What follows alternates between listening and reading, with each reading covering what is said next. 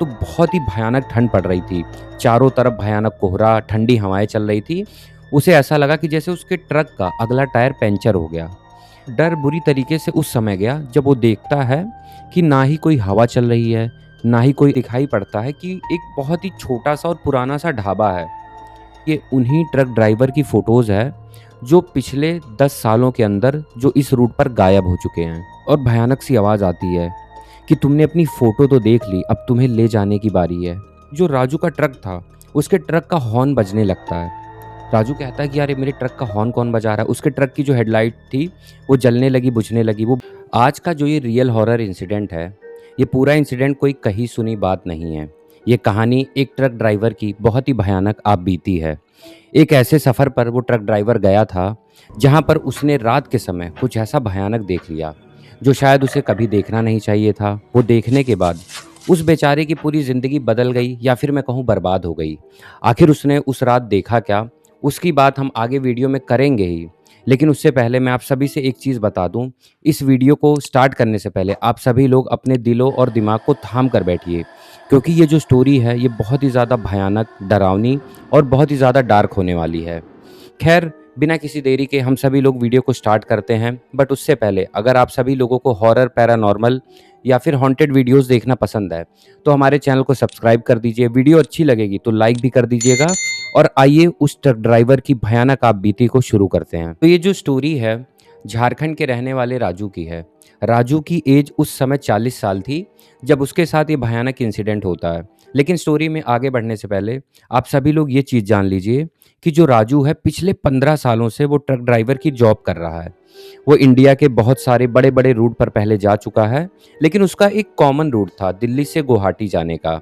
दिल्ली से गुवाहाटी वो 1 या 2 महीने के अंदर एक चक्कर ज़रूर मार देता था। और वो जब इस रूट पे जाता था गुवाहाटी दिल्ली से, तो वो बिहार का एक सुनसान सा हाईवे है, उस रूट से होकर जाया करता था। खैर, अब हम लोग स्टोरी को शुरू करते हैं कि उसके साथ हुआ क्या था। ठंडियों का मौसम था, दिसंबर का महीना था, और जो राजू था अपने ट्रक के साथ दिल्ली में था, और रात के समय लगभग 1:30 या 2 बजे वो अपने ट्रक पे सामान लोड करवा रहा था। जब उसके ट्रक पे पूरा सामान लोड हो जाता है, तो उसके बाद वो निकल जाता है गुवाहाटी के लिए। ठंडियों का मौसम, मैंने जैसा कि बताया, दिसंबर का था, तो बहुत ही भयानक ठंड पड़ रही थी। चारों तरफ भयानक कोहरा, ठंडी हवाएँ चल रही थी, और जो उसकी ट्रक थी, उसकी जो हेडलाइट थी, 10 फीट से ज़्यादा उसे अपना जो हाईवे था, उस पे दिखाई नहीं पड़ता था। खैर, उसने सामान वगैरह लोड करा, वो निकल गया गुवाहाटी के लिए। उस रात उसने ट्रक चलाई, उसके बाद अगला दिन आता है। दिन में भी वो रुकते चलते शाम होने तक वो बिहार के उसी हाईवे पे पहुँच जाता है। तो हाईवे पे पहुँचने के बाद रात के लगभग साढ़े 11-12 बज रहे थे। तो जो बिहार का हाईवे था, उसे वो क्रॉस कर रहा था। तभी अचानक उसे ऐसा महसूस होता है, रात के भयानक अंधेरे में, मैंने आपको बताया ही था कि ठंड का मौसम था, कोहरा बहुत तेज़ था। उसे ऐसा लगा कि जैसे उसके ट्रक का अगला टायर पंक्चर हो गया।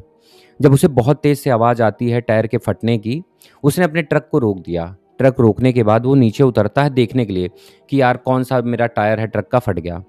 जब वो नीचे उतरा, उसने देखा कि जो उसका ट्रक का अगला टायर था, एक टायर फट चुका था। अब उसने रात के लगभग 12 बज रहे थे, चारों तरफ देखा, कुछ भी उसे दिखाई नहीं पड़ रहा था। वहाँ पर ना कोई दुकान थी, ना कोई मैकेनिक, ना कोई ढाबा, कुछ भी नहीं था। सिर्फ़ भयानक अंधेरा, ठंडी हवाएँ चल रही थी और सिर्फ़ कोहरा था। अब वो सोचता है कि यार रात के लगभग 12 बजे मेरा टायर फट गया है ट्रक का। अब ट्रक मैं आगे बढ़ा नहीं पाऊँगा, मैं करूँ क्या? लेकिन जब वो नीचे उतर के ये सारी चीज़ें देख रहा था, तो यहाँ पर एक भयानक चीज़ उसने नोटिस करी। वो देखता है कि वो जिस हाईवे पर था, उस हाईवे के दोनों तरफ बहुत ही बड़े-बड़े और घने और पुराने पेड़ थे। उसने नोटिस करा वो जो पेड़ का ऊपर का हिस्सा होता है, जहाँ पर टहनियाँ, पत्ते वगैरह होते हैं, वो बहुत ही तेज़ी से हिल रहे थे। ऐसा लग रहा था कि जैसे भयानक आँधी चल रही है। और लेकिन वो डर बुरी तरीके से उस समय गया जब वो देखता है कि ना ही कोई हवा चल रही है, ना ही कोई आँधी चल रही है, ना ही कुछ ऐसा कुछ था भी नहीं। लेकिन वो जो पेड़ थे, बस उनके पत्ते हिले जा रहे थे। ये सारी चीज़ें देखने के बाद अब उसके मन में ना एक हिसाब से डर बैठ रहा था कि आखिर यार हवा चल नहीं रही है, तो ये पेड़ कैसे हिल रहे हैं? बट उसने इग्नोर करा। उसने सोचा कि यार अगर मैं यहाँ पर टाइम वेस्ट करूँगा इन चीज़ों में, तो मेरे लिए आगे चल के और मुश्किल होगा। तो उसने इन सारी चीज़ों को इग्नोर करा, और अब वो कोई ढाबा या फिर कोई मैकेनिक की तलाश में अपने ट्रक से अब धीरे-धीरे आगे की तरफ जाने लगा। मैंने आपको बताया कोहरा ज़्यादा था, तो वो अपने ट्रक से मुश्किल से 25 से 30 कदम आगे बढ़ा होगा। तभी उसे ना हाईवे के किनारे एक बहुत ही छोटी से बल्ब की रोशनी दिखाई पड़ती है, बहुत हल्की रोशनी। जब राजू ने उस रोशनी को देखा वो खुश हो गया। वो अब धीरे-धीरे उसी रोशनी की तरफ बढ़ने लगा कि आखिर यार कोई आदमी या फिर कोई मुझे मिल जाएगा ढाबा वगैरह, मैं हेल्प माँग लूँगा। तो जैसे ही जब वो थोड़ा नज़दीक और पहुँचता है, उसे दिखाई पड़ता है कि एक बहुत ही छोटा-सा और पुराना-सा ढाबा है। तो उसने सोचा चलो यार ढाबा मिल गया, मैं इसके पास जाता हूँ और हेल्प माँग लेता हूँ। जैसे वो ढाबे के पास पहुँचा ही था, मतलब ढाबे के बाहर, तो वो देखता है कि ढाबे के अंदर एक बुजुर्ग आदमी तवे पर कुछ बना रहा है और उस आदमी की जो पीठ थी वो राजू की तरफ थी। तो वो उस आदमी के पास पहुँचता है और उससे बोलता है। वो आदमी जो था बहुत बूढ़ा था। तो राजू ने बोला कि काका, मेरी ट्रक का टायर फट गया है। क्या आस-पास कोई मैकेनिक है, बता दीजिए तो मैं अपनी ट्रक का टायर बदलवा लूँ। अब राजू की ये बात सुनने के बाद वो जो बुजुर्ग आदमी था, वो पीछे नहीं मुड़ता है और उसने अपनी अजीब-सी और फटी हुई आवाज़ में बोला कि बेटा, यहाँ पर जो भी आदमी आता है, वो अपनी मर्ज़ी से नहीं आता। तुम बैठो और चाय पियो। बस उस बुजुर्ग आदमी ने इतनी सी बात बोली। अब ये सुनने के बाद राजू के दिमाग में ना थोड़ा-सा डर सा बैठ गया कि यार ये इतनी अजीब बात क्यों बोल रहा है कि यहाँ पर कोई अपनी मर्ज़ी से नहीं आता। और मैंने उससे मैकेनिक के बारे में पूछा, वो छोड़कर वो कह रहा है बैठ के चाय पियो। ख़ैर राजू भी सोचता है कि यार इतनी रात में मेरी मदद आखिर करेगा कौन? क्योंकि चारों तरफ कुछ भी नहीं था। तो राजू ने भी उस बुजुर्ग आदमी की बात सुनी और वो ढाबे पर बैठ गया चाय पीने के लिए। उस आदमी ने राजू को चाय दी। अब जब राजू चाय पी रहा था, वो आदमी अभी भी कुछ तवे पर जो बूढ़ा आदमी था, वो कुछ ना कुछ बना रहा था। तो राजू ने ढाबे की जो दीवालें थी, उस पे उसकी नज़र अचानक से गई। तो जब ढाबे की दीवारों पर उसकी नज़र जाती है, तो राजू देखता है कि उस ढाबे की दीवार पर कम से कम 10 से 12 फ़ोटो लगी हुई हैं अलग-अलग आदमियों की। पहले तो वो सोचता है कि यार ये फ़ोटो है किसकी? ये किसी इसके नोन बंदे की होगी, बुज़ुर्ग की या इसके फैमिली मेंबर की। बट वो जो सारे आदमी थे, उनकी जो फ़ोटोज़ थी, सबकी एज 35, 40, 45 ऐसे ही रही होगी। और उसके बाद ये जब वो फ़ोटो राजू देख ही रहा था, तभी उन फ़ोटोज़ में से ना कुछ देख कर किसी आदमी की फ़ोटो राजू को कुछ याद आता है। क्योंकि मैंने आपको बताया इस रूट पर जो राजू था, वो पिछले 10-12 साल से ट्रक लगातार चलाता था, 2-3 महीने के अंदर एक उसका चक्कर हो जाता था। तभी उसे उसके ध्यान में आता है कि ये उन्हीं ट्रक ड्राइवर की फ़ोटोज़ है, जो पिछले 10 सालों के अंदर जो इस रूट पर गायब हो चुके हैं। जब उसने ये चीज़ देखी ना, अब राजू कहीं न कहीं बहुत ही बुरी तरीके से डर गया था। वो कुछ बोल नहीं रहा था, लेकिन दिसंबर की भयानक ठंडी में राजू को बुरी तरीके से पसीने होने लगे। वो एकदम परेशान हो गया कि मैं करूँ क्या? वो बस ये सब सोच ही रहा था, तभी वो थोड़ा-सा नीचे देखता है, तो राजू को वहाँ पर एक फ़ोटो और दिखाई पड़ती है और वो फ़ोटो किसी और की नहीं बल्कि राजू की खुद की थी। अब ये देखने के बाद राजू एकदम परेशान हो गया कि मेरी फ़ोटो इस ढाबे पर आखिर कर क्या रही है? और जो राजू ने उस दिन सेम कपड़ा पहन रखा था, वही कपड़ा उस फ़ोटो के अंदर भी राजू का था। अब ये देखने के बाद इस पॉइंट तक ना वो बुरी तरीके से डर गया, उसे समझ नहीं आता वो करे क्या? तभी वो पीछे मुड़ता है उस बुजुर्ग आदमी से पूछने के लिए कि आखिर ये तस्वीरें यहाँ आई कैसे और आप इन्हें कैसे जानते हैं? वो जैसे ही पीछे मुड़ा देखने के लिए, वो देखता है कि वो जो बूढ़ा आदमी था उस ढाबे पर काम कर रहा था, वो गायब हो चुका है। अब वो दिख ही नहीं रहा है, चारों तरफ कुछ भी नहीं था, सिर्फ़ उस ढाबे पर राजू अकेला खड़ा था। अब कहानी में आगे बढ़ने से पहले एक चीज़ आप लोग जान लीजिए, आप खुद सोचिए दिसंबर का भयानक ठंड का महीना हो, चारों तरफ भयानक कोहरा हो और आपके साथ रात के 1 बजे अगर ऐसा कुछ हो जाए, तो आपकी भी हालत बुरी तरीके से खराब हो जाएगी। वही सेम कंडीशन राजू की हो गई थी, उस बेचारे के ना अब हाथ-पैर काँप रहे थे क्योंकि अब वो आदमी वो भी गायब हो चुका था। ख़ैर ये चीज़ें चल ही रही थी तभी जो राजू का ट्रक था, उसके ट्रक का हॉर्न बजने लगता है। राजू कहता है कि यार ये मेरे ट्रक का हॉर्न कौन बजा रहा है? उसके ट्रक की जो हेडलाइट थी, वो जलने लगी, बुझने लगी, वो बुरी तरीके से डर गया। अब वो कुछ भी नहीं सोचता, उसके दिमाग में कुछ नहीं चलता, वो बस भागते हुए अपने ट्रक के पास पहुँचता है। वो ट्रक के पास पहुँचता है, तो उसने एक शॉकिंग चीज़ और नोटिस करी। राजू देखता है कि वो जो उसका ट्रक था, जो अगला एक टायर फटा हुआ था, जो पंचर था टायर, वो देखता है कि वो टायर एकदम बिल्कुल ठीक था। वो ऐसा देख के लग रहा था कि ना कभी पंचर हुआ था, ना कभी फटा था। अब ये चीज़ देखने के बाद ना राजू के दिमाग में हज़ारों सवाल चलने लगे कि यार मेरा टायर तो फटा था, तभी मैं उतरा था। बट ये टायर अब सही कैसे हो गया? वो बहुत कन्फ्यूज़ होने लगा, साथ ही साथ वो डरने लगा, उसके हाथ-पैर काँप रहे थे। ख़ैर उसने कुछ सोचा नहीं, उसने सोचा कि अगर टायर सही है, मैं अपनी ट्रक में बैठूँ, गाड़ी को स्टार्ट करूँ और यहाँ से बस किसी तरह निकल जाऊँ।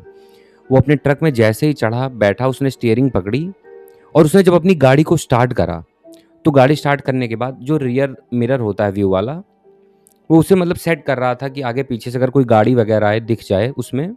तो उसने जब उस मिरर को थोड़ा-सा एडजस्ट करा, उस मिरर के अंदर उसे वही बुजुर्ग आदमी उसकी पिछली सीट पर बैठा हुआ दिखाई पड़ जाता है, जो उसे उस ढाबे पर मिला था। अब ये देखने के बाद राजू का बुरा हाल हो गया। उसके पसीने छूटने लगे, उसे समझ नहीं आ रहा था कि मेरे साथ हो क्या रहा है। उसके हाथ-पैर ठंडे पड़ गए। उसने सोचा कि अगर अब मैं चिल्लाऊँगा तो ये कोई नॉर्मल आदमी नहीं, कोई भूत-प्रेत या कोई आत्मा है जो कि मेरी जान ले लेगी। तो उसने कुछ बोला नहीं। उसके डैशबोर्ड पर एक भगवान की मूर्ति पड़ी थी। उसने उस मूर्ति को अपने हाथों में लिया और हनुमान चालीसा पढ़नी स्टार्ट कर दी और उसके बाद उसने अपनी गाड़ी का इंजन स्टार्ट करा और बिना पीछे मुड़े वो अपनी गाड़ी को बहुत तेज़ी से उसी हाईवे पर भगाने लगा, जबकि कोहरा था, ज़्यादा कुछ दिखाई नहीं पड़ रहा था। लेकिन उसने सोचा कि शायद मेरी जान बच सकती है इस चीज़ से, तो अपनी गाड़ी को भगाने लगा कि कोई कोई तो मिल जाएगा मुझे रास्ते पर, कुछ तो दिखेगा जहाँ मैं रोकूँगा।